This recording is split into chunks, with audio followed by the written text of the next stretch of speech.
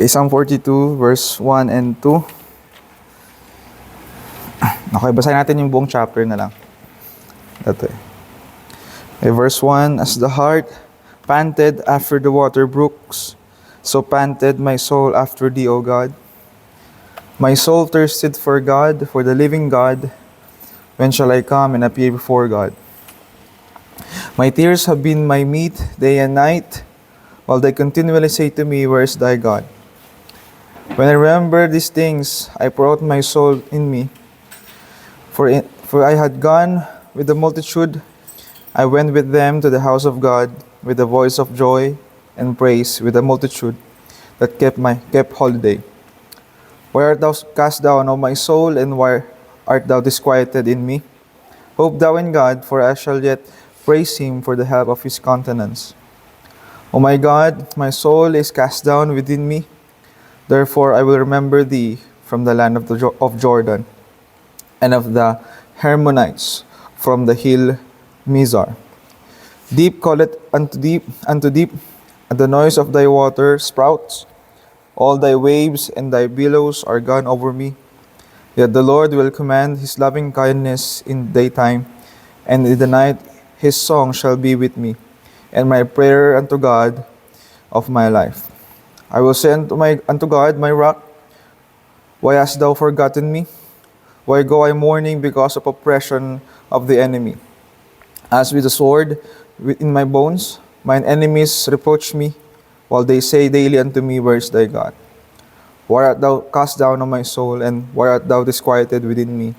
Hope thou in God, for I shall yet praise him, who is the health of my countenance and my God. Okay, pray mo tayo. O Lord, salamat po sa time po na ito, Lord. Makapag-prayer time po kami and makapag-meditate sa iyong salita, Panginoon Diyos. And help us, Lord, to see your message and your will, Panginoon, sa amin ngayong umaga. At mangusap po sa amin in a very special way. Send your Holy Spirit in our hearts and glorify your Son to your name. This is my prayer in Jesus' name. Amen. Okay? So, ito ay isang prayer ni David sa Diyos. At napakaganda nung sinabi niya rito. At gusto kong makita natin, guys, isang bagay lang na gusto kong itanong sa inyo. Ikaw ba ay busog or ikaw ay gutom? Yan. Tayo ho ba, mga Kristiyano, ay busog or gutom tayo? Saan? Tayo ba ay gutom sa Diyos? Yun ang gusto kong i-highlight na tanong sa atin. Ikaw ba ay gutom sa Diyos? O masyado kang busog para kumain sa Diyos? Busog ka sa sanlibutan, busog tayo sa mga bagay sa mundong ito na hindi na natin sinasaliksik pa ang Diyos dahil masyado tayong full ng worldliness. No? Ito sinabi ni David sa verse 1, as the heart panted after the water brooks, so panted my soul after thee, O God. Yung word na panted dyan, ang ibig sabihin ho niyan is uhaw, or nangangailangan, or gutom, or naglulong. Panted. Kumbaga kung ang isang ang ano dyan yung as the heart, yung heart dyan, H-A-R-T, that is male deer, lalaking usa.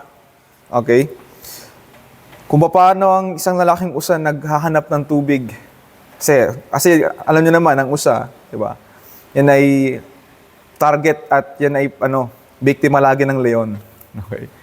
At isipin natin na itong usang ito tumatakbo, running for his life, para mailigtas ng sarili niya. And then dumating sa point na pagod na siya and he want water. Hanap siya ng tubig. Kung paano tayo bilang tao naghahanap ng tubig pag tayo nauuhaw sa trabaho, naghahanap tayo ng tubig pag after nating sa malayong biyahe. Okay, after ng isang heavy na work, tayo ay naghahanap ng tubig. Na kung paano tayo nauuhaw at naghahanap ng tubig, ganun din ang isang usa. At hinalintulad yun ni David sa kanyang kaluluwa. Kung papaano niya rin naglulong sa Diyos, so panted my soul after thee, O God. Nasabi niya rito sa Psalm 42 na, kung papaano ang usa nauuhaw sa tubig, ganun din ako nauuhaw sa iyo, Panginoon. Verse 2, sabi dyan, my soul thirsted for God. Ako ay nauuhaw sa iyo, Panginoon. For the living God, when I shall come and appear before God. Tayo ho ba ay gutom sa Diyos? Masyado tayong busog sa sanlibutan na kung saan hindi na natin nananais pang salisikan ng Diyos. Let's go to Psalm 107. Psalm 107, makita natin dito isa pang sinabi. Verse 9, bakit ang Diyos ang hinahanap ni David nung siya'y nauuhaw? Sabi sa verse 9, Psalm 107, verse 9, dahil ang Diyos, for He satisfied the longing soul and filleth the hungry soul with goodness. Ang Diyos ang nagpupuno sa atin, ang nagbibigay sa atin ng satisfaction or kabusugan. Siya nagbibigay sa atin ng ating mga nilulong or ating namimiss, ating kakulangan. Okay? And also, punta tayo sa John chapter 6. Makita natin isang bagay pa rito. Kung paano sinabi ni Jesus,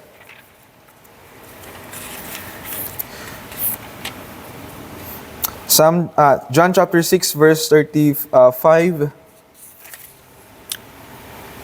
Sabi ni John, and Jesus said unto them, I am the bread of life. He that cometh to me shall never hunger, and he that believeth on me shall never thirst. Siya na lumalapit sa akin, lalapit sa akin ay hindi kailanman magugutom. At sino mga maniniwala sa Kanya, hindi kailanman mauuhaw. Punta tayo sa Isaiah 55. Ito yung ating isang chapter pa na titignan. Gusto ko makita ninyo guys, yung mga tao sa Bible. Isaiah 55. Isang burden na sinabi ng Diyos sa mga tao. Verse 1, ho, everyone that thirsteth, come ye to the waters, and he that hath no money, come ye buy and eat. Yea, come buy wine and milk without money and without price. Wherefore do you spend money for that which is not bread, and your labor for that which is satisfieth not? Bakit kayo naggugugol ang panahon ng oras at pera sa bagay na hindi naman kaya kayong isatisfy sa pangangailangan ninyo? Bakit yung kailangan pang mag-labor sa wala namang kwentang bagay? Verse 1, lumapit kayo sa akin ng mga nauuhaw. Everyone that thirsteth, sinong nauuhaw man sa inyo, lapit kayo. Ito ang tubig. And actually, sa John chapter 4, sinabi doon, di ba sa babae, woman in the well, I am the living water.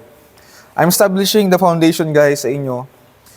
Pag makita ninyo ang isang bagay, no, gusto kong i-point out sa inyo, guys. Na ang Diyos ang living waters at sino mang iinom sa Kanya shall never thirst. At yung tubig na ininom niya shall become a well of life. Magiging isang bukal na hindi kailanman nauubos.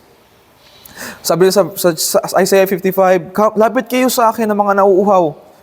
Ito ang tubig. Kung kayo gutom, ito, bumili kayo, kuha kayo sa akin. Diba? Verse 2, tapusin natin. Wherefore do you spend money for that which is not bread, and your labor for that which is satisfies not?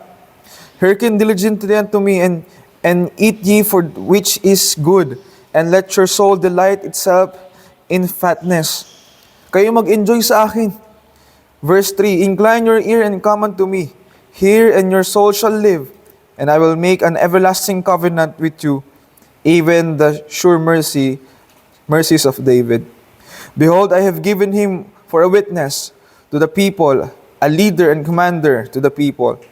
Behold, thou shalt call a nation that thou knowest not, and nation that knew not thee shall run unto thee, because of the Lord thy God, and for the Holy One of Israel, for he hath glorified thee.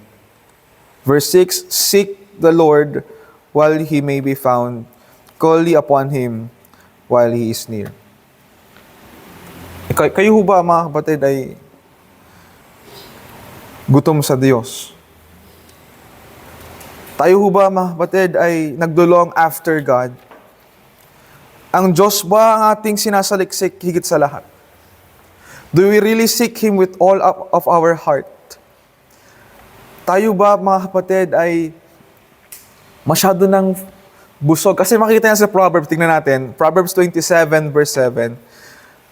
Bakit hindi mo sinasaliksik ang Diyos? Proverbs 27 and verse 7. Siguro yan yung last verse natin. Titingnan. Proverbs 27, verse 7.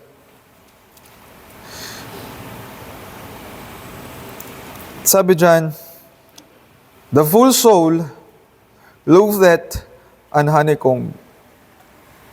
Okay? Ang busog na kaluluwa, nauumay yung loatheth, nauumay sa honeycomb, sa honey. But to the hungry, pero siya na gutom, every bitter thing is sweet. There will come a time na, dumating sa inyo yung ganung pagkakataon na yung sobrang busog ka na ayaw mo nang makakita ng pagkain. Ayaw mo nang makakita ng, ng isang makaamoy, makalasa ng pagkain. Kasi pag, the moment sobrang busog ka na, kaya nung napunta tayo ng Kabalin, sobrang busog na ako nun. Tapos inaalok pa ako ng mga lumalapit sa akin, ito pa. Parang gusto ko ng maduwal. Like, yung word na loatheth, nauumay ka na ayaw mo na kumain kasi masyado ka ng busog. Pero sa isang gutom na kaluluwa, every bitter thing is sweet. Napakagandang picture niyan, guys. Sa isang gutom, kahit anong ipakain mo dyan, hindi mo masarap o kakainin yan. May kasabihan nga tayo, walang matagas sa tinapay, sa mainit na kape. Pag gutom ka, kahit ano kakainin mo. Kahit yan ay mapait. Kaya nga yung mga bata, tinetrain na kumain ng gulay. Gutumin mo, kakain yan. Diba? Masasanay kumain yan. And isang picture nun, guys. There will come a time, guys, mga kapatid, na ang Word of God sometimes gets bitter. Minsan mapait ang preaching ng salita ng Diyos. Minsan maanghang. Minsan, di ba, matapang ang preaching ng Word of God. Pero pag gutom ka sa Diyos, para sa iyo, matamis yun. Kahit anong bigat pa ng salita ng Diyos, kahit anong anghang at pait ng preaching ng salita ng Diyos, as long as ikaw ay gutom sa salita ng Diyos, for you, it is sweet. To an hungry soul, every bitter thing is sweet. Yung mga tao lang nauumay sa salita ng Diyos ay yung mga taong sobrang busog na sa maraming bagay. Kaya ayaw mo na, maraming mga tao, 10 minutes lang yung Bible study, 10 minutes lang yung preaching dapat. Bakit? They're too full with some other things. That God cannot occupy yourself anymore. Hindi ka na makausap ng Diyos. May mga taong ganon. Di ba tayo? Pagka busog na, hindi na kumikilos. Hindi na mautusan pag busog na. Maraming ganon. Pero kapag tayo, mga kapatid, ay palaging gutom sa Diyos, kapag tayo, mga kapatid, ay palaging naglulong sa Diyos, at siya lang nais nating makita at makamit, kapag siya lang ating gustong kausapin at naisin, gagawin mo lahat. Kaya sabi ng Bible, seek the Lord while He may be found. Habang andyan pa Diyos, ay pwede mo pa siyang makausap, kausapin mo siya. Pero alam niyo bakit, guys, di niyo kinakausap ang Diyos? Masyado kang busy na sa cellphone. Masyado na tayong occupied ng maraming bagay sa school. Masyado tayong busog sa kamunduhan. That is why we're not seeking God anymore. Kung tayong prayer group ngayon dito, will seek God with all of our hearts, magsisimula sa atin ang revival. Magsisimula sa atin ang pagbabago ng church natin. And, hindi lingid sa kaalaman ninyo na mayroong problema ang ating church. Kung tatanungin ko kayo sa isa, meron kayong masasabi. Meron kayong masasabing lapses. There is no perfect church. Okay? Meron tayong masasabing sakit sa bawat churches ngayon.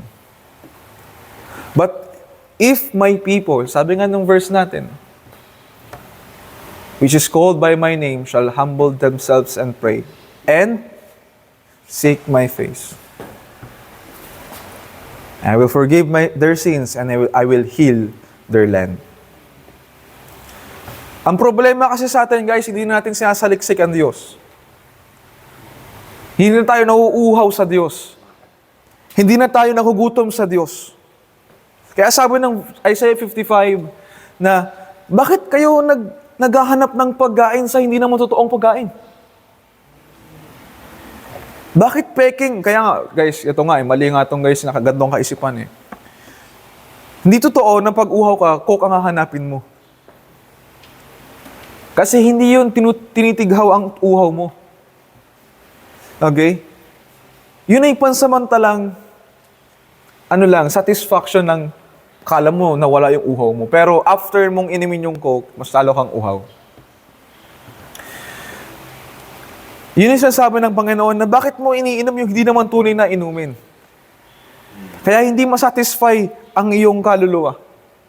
Ito, I am the water, I am the living water. Sino mang iinom sa akin, hindi na kailanman mauuhaw. At higit pa doon, pag ininom mo yung tubig na ang Panginoon sa Kristo, hindi lang yung titigawin yung uhaw mo, magiging pa yung balon ng tubig sa'yo. Na kung saan, hindi na kailanman, yung sinasabi ng Panginoon, hindi ka na kailanman mauuhaw dahil yung tubig na ininom mo isang beses lang, magiging forever yon na bukal ng tubig.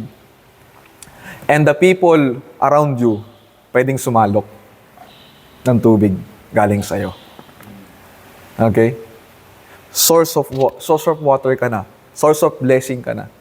Source of living water ka na. All because of the Lord Jesus Christ. And that is the picture of our salvation. Itsura yun ng salvation natin. Na ang salvation natin, pag tinanggap natin ang Panginoon sa ating buhay, it will satisfy everything. At maraming mga Kristiyano ngayon, hindi satisfy sa Diyos. Hindi satisfy sa Panginoon. Kasi guys, kung ang Diyos lang okay na sa iyo, Panginoon lang, everything, matututo kang makukontento ka na sa lahat. Kapag ang Diyos lang ang iyong nais, kapag ang Diyos lang ang ating iniisip at ang ating sasaliksikin, every morning, every day, guys, hindi ganito yun, guys, ha? Hindi ang pagbabasa ng Bible every morning lang. Kung ikaw nga, hindi mo kayang kumain ng almusal lang eh. Kasi naging ritual na lang sa atin, 5 chapters per day in the morning, and then I will live the rest of my life on my own. Hindi ko ganun ang Bible reading natin.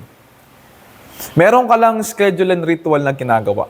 Anong pagkakain mo sa Katoliko? Kasi maraming Katoliko, mas magaling pang magbasa ng Bible kaysa sa'yo. I'm talking about prayer life. I'm talking about Bible life. Huwag tayong mahirati sa schedule lang. Okay, after 5 chapters, hindi na ako magbabasa ng Bible, bukas na lang ulit. Bakit ganon? Because you are too full. This is the Word of God. This is the food. Matthew chapter 4, man shall not live by bread alone, but by every word that proceedeth out of the mouth of God. A full soul loaded honeycomb. Anong sabi dito?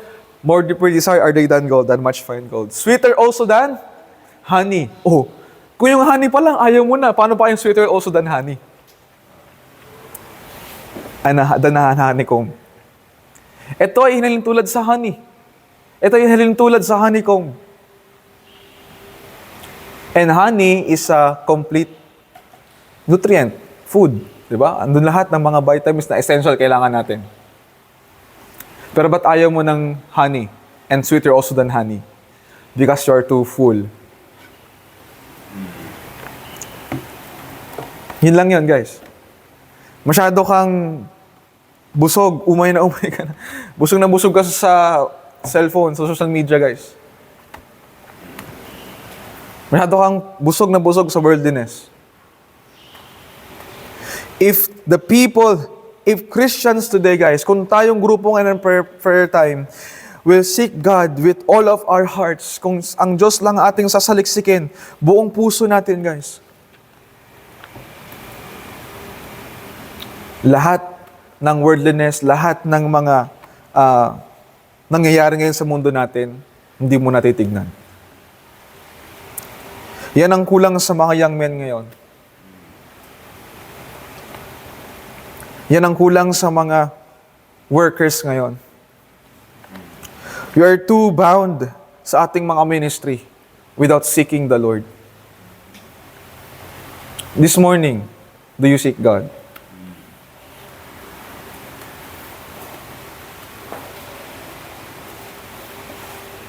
Do you seek God? And actually, Matthew chapter 6, 33, seek ye first the kingdom of God. Saliksikin ho natin ang Diyos. Ito tayo, Jeremiah 29. Guys, Jeremiah 29.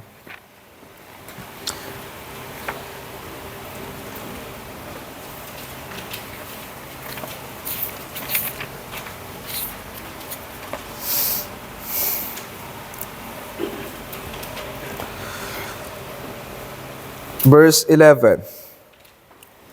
For I know the thoughts that I think toward you, saith the Lord, thought of peace and not of evil, to give you an unexpected end. Verse 12. Then shall ye call upon me, and ye shall go and pray unto me, and I will hearken unto you. Verse 13. And ye shall seek me, and find me, when ye shall search me for me with all of your heart. Once again, verse 13. And ye shall seek me, and find me, when ye shall search for me with all of your heart. Notice the word, when ye shall search for me with all of your heart. Kung ayusin natin yung Tagalog natin, guys. Kung sasaliksikin mo ako ng buo mong puso, sa ibang ibig sabihin, gagawin mo ang lahat, makita mo lang siya. Parang si Jacob. Sabi niya, Lord, I will not let thee go except thou bless me. Hanggat di mo ko pinagpapala, O Diyos, hindi kita pakakawalan. Magi tayong parang si David, as the heart panted after water brooks, so my soul panted after thee, O God. Maging ganon tayo kauhaw na parang isang tupa. Isang deer na uhaw sa salita ng Diyos. Kung gusto mong malaman mo kung uhaw ka o hindi, kung every morning ka lang nagbabasa ng Bible, you are not thirsty after God. Baka nga, last Monday ka pa nagbasa ng Bible. Okay na yun. After the Bible reading, meron ka pang babasahing libro. Commentaries, sermons. Ganun ang pagsaliksik sa Diyos. Pakikinig ng mensahe, devotions. After ng prayer, ng devotion mo, ng pagbabasa mo ng Bible, meron ka pang Bible study. Young men, dapat ginagawa natin yun. Na anytime kang tawagin, mag-devotion ka, meron kang hugutin. Dahil meron kang devotion last morning. Di ba? Kung tanong ko kayo, isa-isa. Tayo ka, mag-share ka ng devotion mo. Meron kang masasabi? Dapat tayo mga young men ay equipped in the Word of God. Kaso nga lang ang mga young men ngayon, tamad sa salita ng Diyos. Hindi tayo uhaw eh. Kung uhaw tayo sa Diyos, you will wake up 4:30 5 a.m. in the morning, you will pray to God and you will seek God.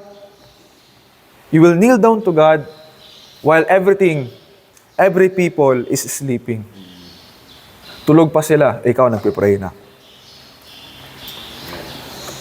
And actually, to be honest guys, 4 a.m. kanina, sobrang sakit pa ng ulo ko. Sobrang hilong-hilo pa ako. Sumusuka na ako kagabi. And yet, sinata ko ni Pastor Joss kagabi. Ikaw muna mag-share bukas. Sabi ko, para akong lalagnatin na. O, sige po. Yes po. Yun lang sinabi ko. Hindi ko sinabi may sakit ako.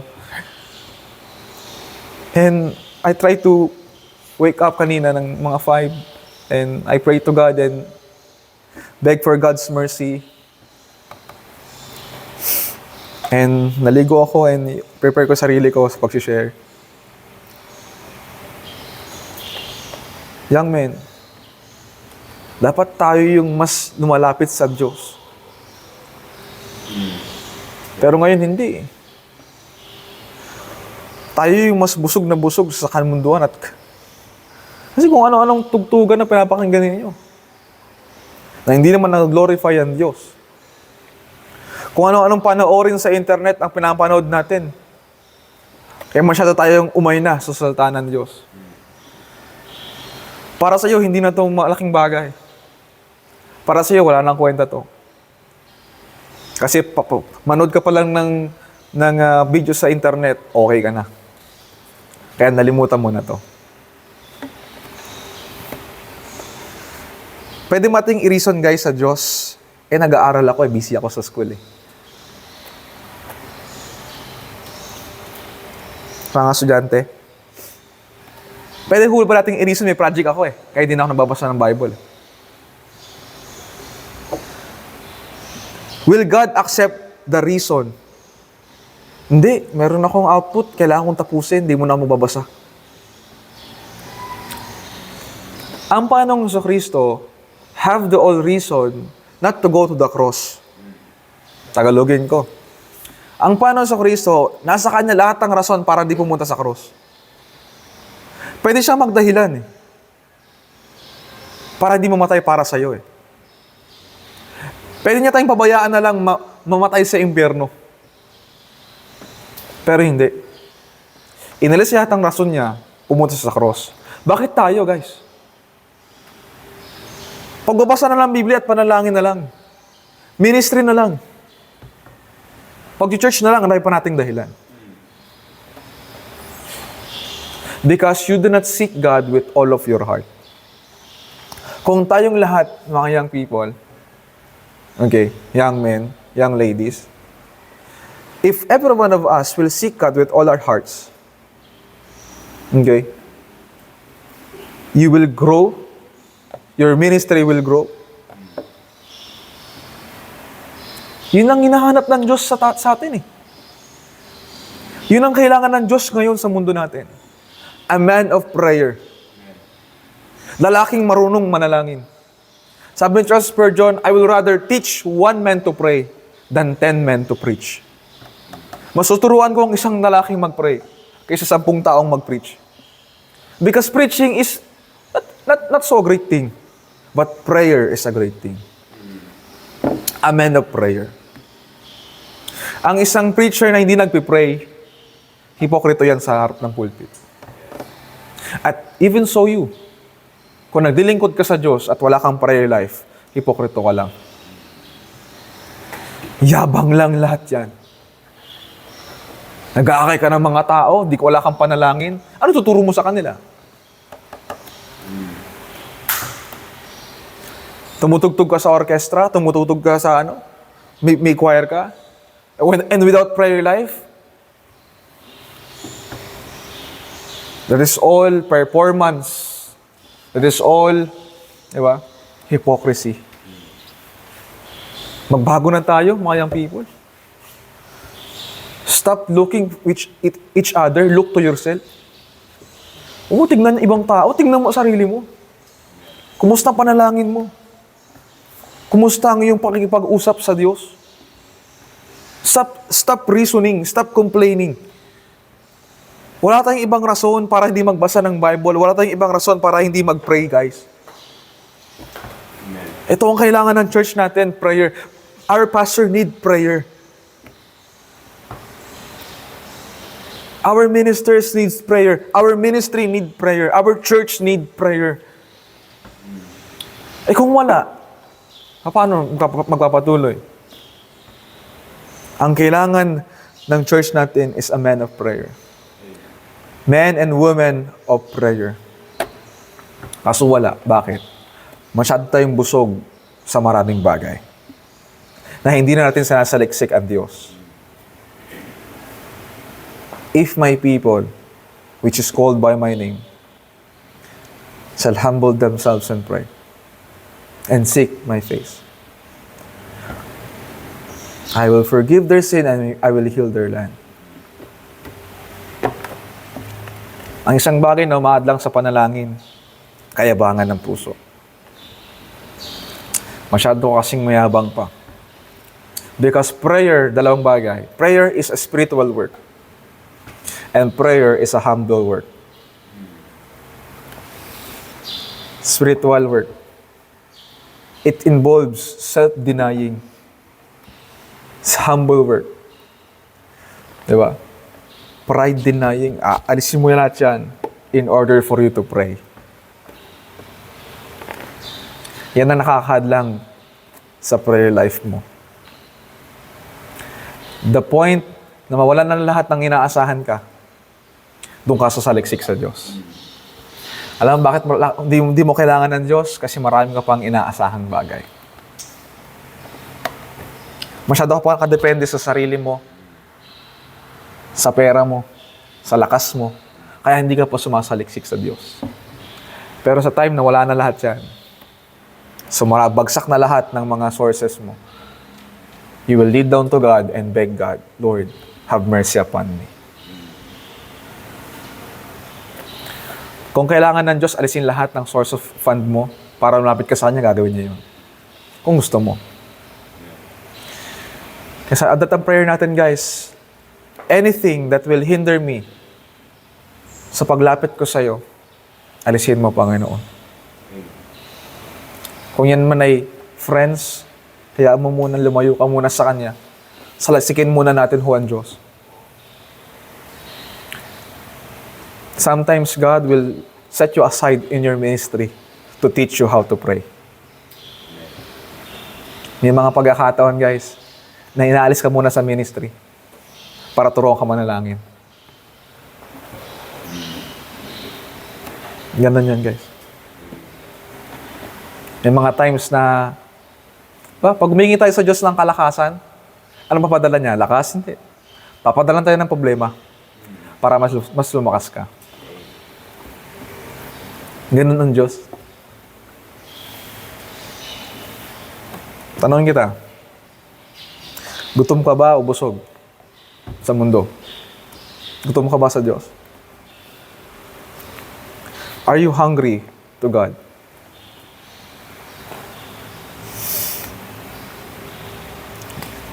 Yun ang importansya ng prayer and fasting, guys. Kasi ang prayer and fasting, tinuturuan ka na wala kang ibang kailangan kundi ang Diyos.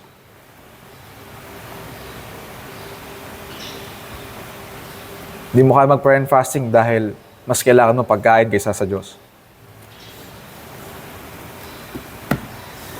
Makinig na tayo, guys. Magbago na tayo. Ayos natin yung mga sarili natin, guys. May mga potential kayo, guys, yung people. Laki ng potential nyo. Kaso nga lang, ang daming umahadlang sa inyo. Matutunan nyo lang sumunod sa salita ng Diyos. Ito ang pamuhay natin. Matutunan lang natin, mga workers, mga full-time, na mag-pray. Ewan ko na lang kung gaano kadakilang gawa ang pwedeng magawa sa'yo ng Panginoon. Kung matutunan mong manalangin. Okay? Guys, pag-pray ho natin yung naik mamaya, guys. Mamaya na yan. Okay? At ang dami nating, we're praying for new families, new young people na makasama. At, pa ba? Guys, ano prayer request? Yung sa Saturday. Ayan. Isa, Ay, oo. Ay, busali. Ano meron sa Sabado?